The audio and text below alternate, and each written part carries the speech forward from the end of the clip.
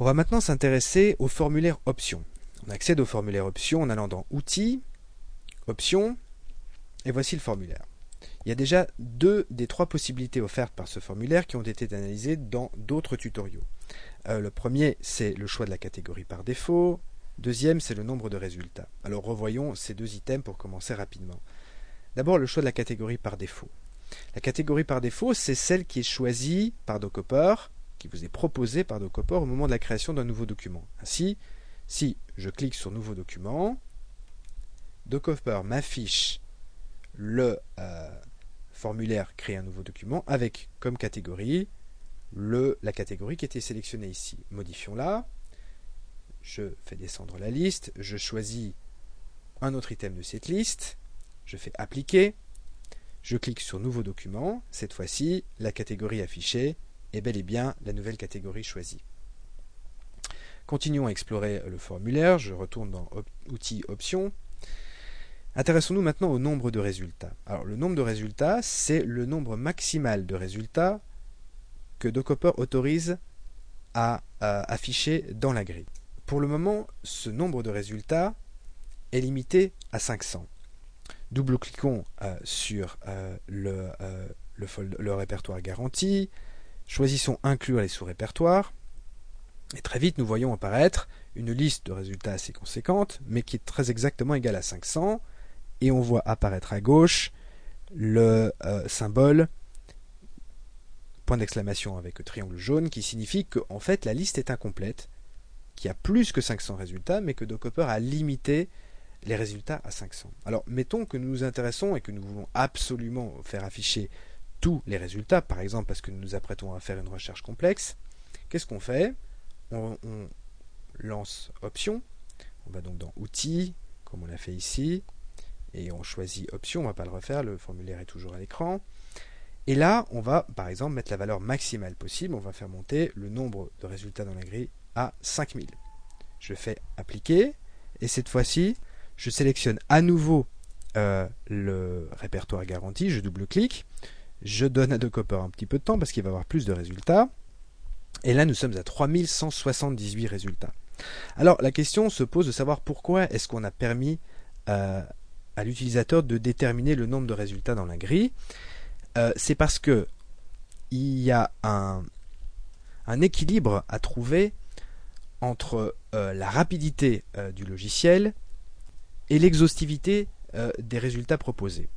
Quand on vient d'effectuer une recherche sur 5000 résultats, en l'occurrence ce ne sont que 3178 qui ont été affichés, ça prend un peu plus de temps et ça peut monopoliser le serveur. On voulait donner aux utilisateurs de Dockhopper la possibilité d'être assez précis sur le type de document et le nombre de documents rendus. Il est évident que limiter à 500 accélère les temps de réponse du serveur pour tous les utilisateurs. Mais il demeure qu'il y a certains moments où il faut pouvoir vraiment afficher tous les résultats. Auquel cas, c'est important de pouvoir augmenter cette valeur. Dernière petite note à ce sujet, à chaque fois que Dockhopper est éteint et relancé, la valeur revient à 500. Comme ça, on n'oublie pas pendant des semaines et des mois de mettre cette valeur et ce qui pourrait avoir comme conséquence de ralentir Dockhopper pour tout le monde. Voilà. Donc on va faire revenir cette valeur à 500. On fait appliquer. On va maintenant s'intéresser aux dernières des possibilités qui est offerte par Dockhopper. J'enlève Inclure les sous-répertoires. Je vais dans Outils, je choisis Options. Et il s'agit de ceci, prévisualisation des annexes. Nous n'avons pas encore parlé de ça. Alors, prévisualisation des annexes, c'est quelque chose de très simple.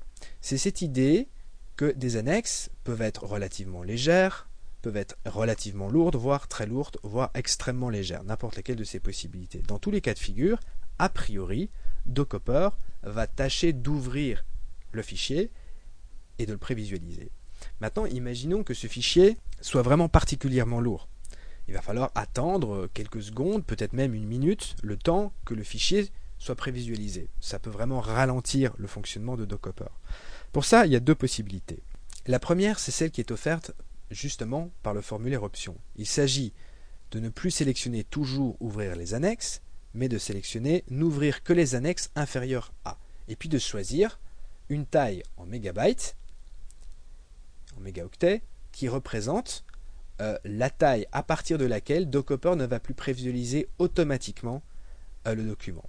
On va faire appliquer, on va relancer la prévisualisation de ce premier document et nous voyons que le document capture d'écran.bmp qui, je pense, doit faire quelque chose comme 1,4 mégaoctets, n'est plus directement prévisualisé. Mais on a un texte qui nous dit que l'annexe est au-dessus de la taille maximale et que pour visualiser l'annexe, je clique ici.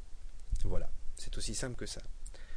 Si je veux repasser aux paramètres d'avant, je tourne dans Options et je fais repasser ici, toujours ouvrir les annexes. Et cette fois-ci, quelle que soit la taille de l'annexe, elle sera automatiquement prévisualisée.